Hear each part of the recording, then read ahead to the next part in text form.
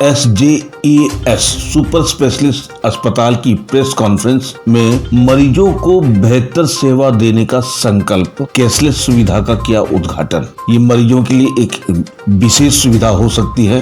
SJES super specialist अस्पताल की press conference का आयोजन किया गया, जिसमें अस्पताल के MD श्री अमरेंद्र कुमार सिंह और CEO डॉक्टर जितेंद्र कुमार सिंह ने अस्पताल की विभिन्न पहलुओं और योजनाओं पर विस्तार से चर्चा की। इस प्रेस कॉन्फ्रेंस में अस्पताल के लक्ष्य, विशेष चिकित्सा सेवा और कैशलेस फैसिलिटी के उद्घाटन की जानकारी दी गई, जो मरीजों के लिए एक नई राहत लेकर के आई है। MD श्री अमरेंद्र कुमार सिंह ने अस्पताल के उद्देश्य को स्पष्ट करते हुए कहा कि हमारा मुख्य लक्ष्य समाज के हर वर्ग को बेहतरीन और किफायती चिकित्सा सेवा प्रदान करना है। SJES अस्पताल का उद्देश्य मरीजों को सस्ती और उच्च गुणवत्ता वाली चिकित्सा सेवाएं प्रदान करना है, ताकि समाज के सभी वर्गों को लाभ मिल सके। उन्होंने राज्य के सभी डॉक्टर से अपील की है कि अस्पताल में OPD सेवाएं उपलब्ध कराएं, ताकि अधिक से अधिक मरीजों को इलाज मिल सके।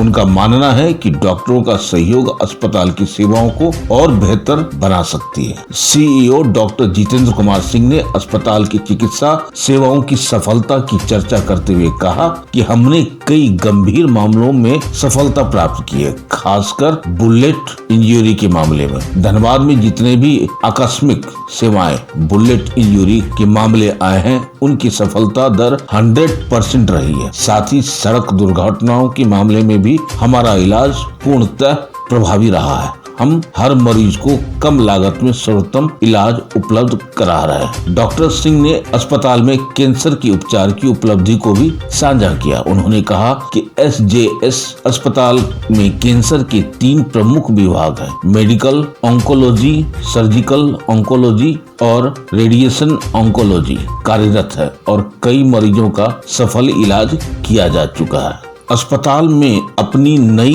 कैशलेस फैसिलिटी का भी उद्घाटन किया। आइए देखते हैं एक खास रिपोर्ट हमारे संवाददाता बॉबिन मुखर्जी, धनबाद, झारखंड से। बास्केट यूज करते हैं लोग उसको ठीक करने के लिए। उसके बाद मल्टीपल माइलोमा एक टाइप का रेयर कैंसर है बोन, तो उसका हमने 100% इलाज किया है। पॉसिबल है 6 से 7 कैंसर ऐसे हैं जिसका 100% ट्रीटमेंट होता है, उसमें से एक मल्टीपल माइलोमा है। तो अगर इनिशियल स्टेज में आता है तो 100% उसका ट्रीटमेंट होता है। उसी तरह से कुछ थायराइड कैंसर वगैरह है, उनका भी इलाज होता है। उसके बाद बहुत सारे क्रिटिकल केसेस जिसमें BP लो हो जाता है, किडनी डाउन हो जाता है, liver down, multi organ failure उसको बोलते हैं, वो हमने काफ़ी अच्छे से मैनेज किया है। सेप्सिस में सेप्टिक शॉक, तो ये सारे केसेस हमने बहुत अच्छे किए हैं और उसमें मोर्टेलिटी हमारी सब 0.1% पे है। तो वो हमारा एक फोटे है, हम लोग उसको अच्छे से मैनेज कर पाते हैं। क्रिटिकल केयर के विषय में मैं थोड़ा सा उद्धृत करना चाहूँगा कि भारतीय मानक जो डेटा अवेलेबल है इंडियन गवर्नमेंट के पास, उसमें ICUs के सक्सेस रेट इंडिया में 62% है और हमारे हॉस्पिटल का ICU का सक्सेस रेट 94% का है। हम लोग बहुत ज़्यादा सक्सेसफुली क्रिटिकल और इमरजेंसी केसेस को हैंडल कर पा रहे हैं। उसका बहुत बड़ा रीज़न है ये इंफ्रास्ट्रक्चर भी। डॉक्टर्स मशीन तो है ही, इंफ्रास्ट्रक्चर जो हमने सेटअप किया हुआ है, जो एयर वेंटिलेशन, जिस कमरे में आप बैठे हैं, हर एक 7 सेकंड में इसकी हवा बदल जा रही है। बैक्टीरिया पनपने से पहले हम लोग उसको किल करते हैं। ऑपरेशन थिएटर में तो बल्कि हर 3 सेकंड पे हवा चेंज होती है। हमारे यहाँ मरीजों की रिकवरी बहुत फास्ट होती है। एवरेज लेंथ ऑफ स्टे होता है ALOS का इंडियन स्टैंडर्ड 7 to 8 डेज का है, हम लोग का 3 to 4 डेज का है। ALOS डिटरमिन करता है कि अस्पताल की एफिशिएंसी कैसी है। तो जो भी पैरामीटर्स दिए हुए हैं उसके हिसाब से हम लोग एक्सेप्शनली बढ़िया प्रभु के आशीर्वाद से परफॉर्म कर पा रहे हैं। पॉसिबल हुआ है सिर्फ इंफ्रास्ट्रक्चर, डॉक्टर्स और उन्नत मशीनों के द्वारा। ये अस्पताल 262 बेड का JCI एक्रेडिशन के हिसाब से बनाया हुआ है।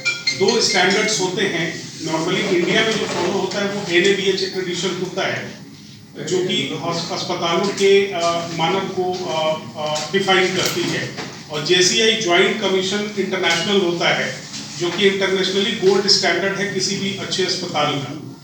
इसकी व्यवस्था मैं बहुत संक्षिप्त में बताऊंगा कि NABH के हिसाब से 300 से 600 स्क्वायर फीट पर बेड की रिक्वायरमेंट होती है। हमारे और जेसीआई के हिसाब से 700 से 1200 स्क्वायर फीट पर बेड की आवश्यकता होती है। हम लोगों ने 1033 स्क्वायर फीट पर बेड दिया हुआ है और NABH किसी भी समय में हम लोग उम्मीद कर रहे हैं, वो आज भी आ सकता है, कल भी आ सकता है। सारी प्रक्रियाएं पूरी कर दी गई है और फुल NABH में हम लोग जा रहे हैं। NABH में भी एंट्री लेवल और फुल NABH होता है। ये पहला अस्पताल होगा जिसको फुल NABH मिलेगा। दूसरा JCI के लिए इसके बाद हम लोग नेक्स्ट ईयर अप्लाई करेंगे, क्योंकि मिनिमम 2 साल आपको फंक्शनल रहना पड़ता है। इसके अलावा अभी अस्पताल में जो सुविधाएं हैं, मेडिक्लेम समूची लिस्ट आपके सामने परिलक्षित होंगी। 37 कंपनियों के साथ हमारा TPA टाई अप हो चुका है, जिसमें मेजर सारी कंपनी शामिल हैं। मुझे लगता है कि सिर्फ एकमात्र कंपनी HDFC अर्गो है जो कि ऑनगोइंग है। बाकी सारी जो मेजर कंपनीज है, आप केयर सुने, ICICI लॉम्बार्ड सुने, मेडिअसिस्ट, MD इंडिया, ये सारे 37 कंपनी शामिल हैं। Tokyo, care insurance, Magna, HDI, future Generali, Manipal, Sigma, universal Sompo, Volvo, TPA, east west insurance TPA, daily care, Raksha TPA, ICICI Lombard, Medsafe, इस तरह से। सत्तम जी से मैं निवेदन करूंगा या मैडम आप कहेंगे एक लिस्ट प्रोवाइड करें। इसके अलावा हमारे कॉर्पोरेट टाई अप्स अग्रसर हैं।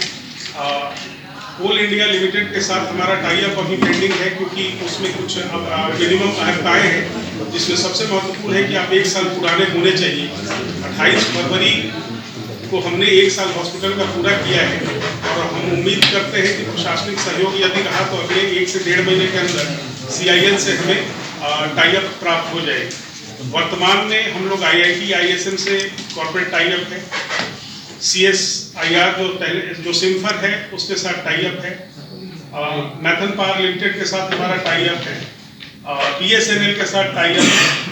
अडानी ग्रुप के साथ टाई अप है, गोड्डा में जो उनका पावर प्लांट है। और इन सब में सबसे प्रमुख भारतीय रेल के साथ हमारा टाई अप हो चुका है।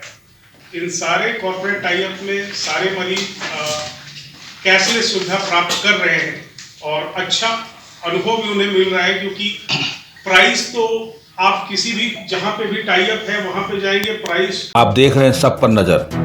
धन्यवाद।